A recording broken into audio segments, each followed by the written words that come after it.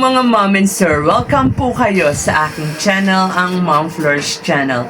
For today's video, pag-usapan natin ang napakainit na clamor sa hindi pa nagsisimula pero ang dami-daming nagre-request ng Michael at Eden. Ayan, kailan daw ba magsisimula, Kalingap Rab, ang Mike din? Ayan, meron na silang katawagan, Mike din, Mike din for Michael and Eden. Ayan. So, ito ba matutuloy na kaya ito? Kasi, di ba dun sa live ni Kalingap Rab, sabi niya, ang dami kasi pumasok dun sa live niya at nag-request talaga, Kalingap Rab, kailan ang Michael and Eden. So, ang dami siguro nakita ni Kalingap Rab, kaya sabi niya, sige, deal. Kapag napa 500 nyo, sige, mag-upload ako ng Michael Eden. Pagka napa 500 nyo yan, sige, gagawa raw ng love team. Yan na nga ang Michael and Eden. So, ang mga nagkakagusto naman dito sa team up na to, deal daw, deal. Nakakasigurado raw sila na magkiklik ang Michael at Eden. So, ibig sabihin ba from Makoy to Mikoy? Kasi Mikoy din po yung tawag, nickname niya, tinatawag din siyang Mikoy, si Michael, no? Actually, may channel po siya, ang Mixilog. And, yun na nga, yung dating kalab team ni Eden po ay si Makoy. Doon po sa mga nagtatanong, kasi may mga nagko-comment din po, nagtatanong na, di ba kalab team na nga ni Eden si Makoy? Bakit ano ba yan? Kasi may mga solid pa rin, may mga faithful supporters pa rin ng ang Makoy Eden. Doon po sa mga nagtatanong, papalitan na po ni Kalingap Rab ang kapartner ni Eden, and ito na nga ang napipisil ng mga supporters ni Eden na partner ay si Michael. So parang tingin kasi ni Kalingap Rab parang medyo kulang yung naging suporta sa Makoy at Eden. Kumbaga need kasi ni Eden ng parang maraming suporta kasi college na si Eden, kailangan niya ng kailangan ni Kalingap Rab ng makakatuwang. Siyempre alam naman natin kapag love team, given naman yun, di ba? At nag-click, ay maraming sumusuporta. Nakita naman natin siguro kung gaano kalakas ang Viance, Edsy, di ba? Jomcar, and Dan Joy, di ba? Natatandaan nyo si Joy, dati malakas din yan. Nang solo siya, pero ibang naging dating nung siya naging kapartner ni Dan. Kasi pag okay po talaga ang may kalab team, mas maraming sumusuporta kasi iba yung promo lalo na pag nag-click yan, ang daming nagre-reaction talaga dyan. So mas maraming suporta kasi aminin na natin, hindi naman makakaya ni Kalingap Rab lahat yan, ang dami nila, lalo na kapag siguro pagka mga high school lang, di ba, like si Dara, hindi pa naman siya college, kaya hindi pa siya binibigyan ng love team ni Kalingap Rab. Pero pag college na, lalo na nga si Eden, nursing, so kailangan talaga ng suporta.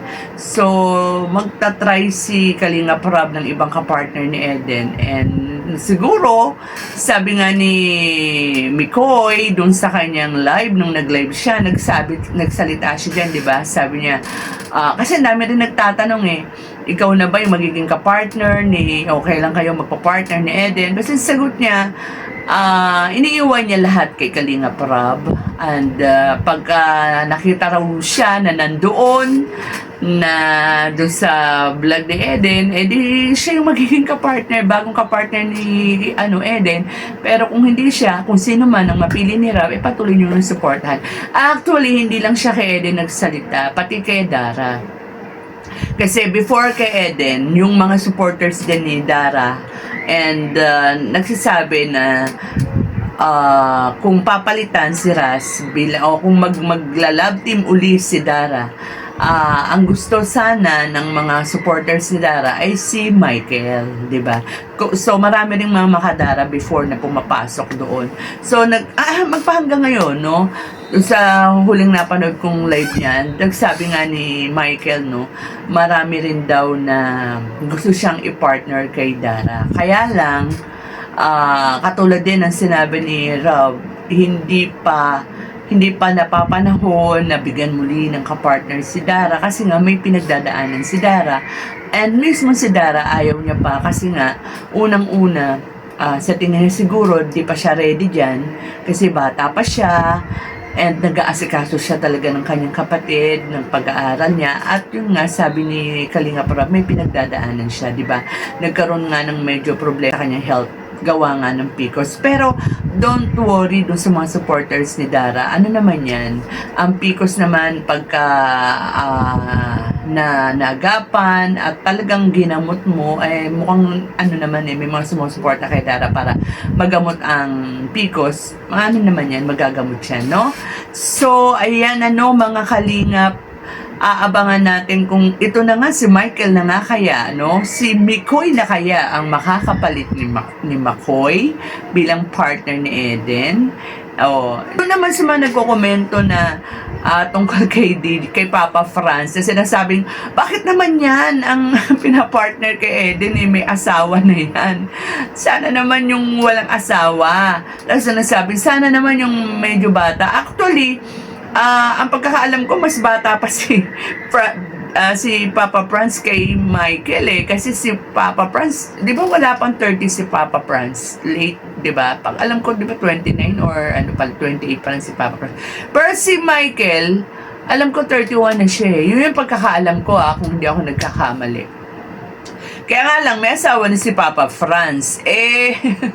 Sabi, di ba sinagot na yan ni Kuya Val dun sa kanyang live, di ba? Na yung mga series na napapanood natin kay DJ Franz bilang kapartner ni Eden, ano naman, kitang-kita naman natin na yun ay prank pang good vibes lang Alam mo naman yan si Kalinga, pero merong merong twist, ika nga, no? Parang need lang talaga na parang ihanda yung mga audience. Basta may bubulaga na lang siguro, no?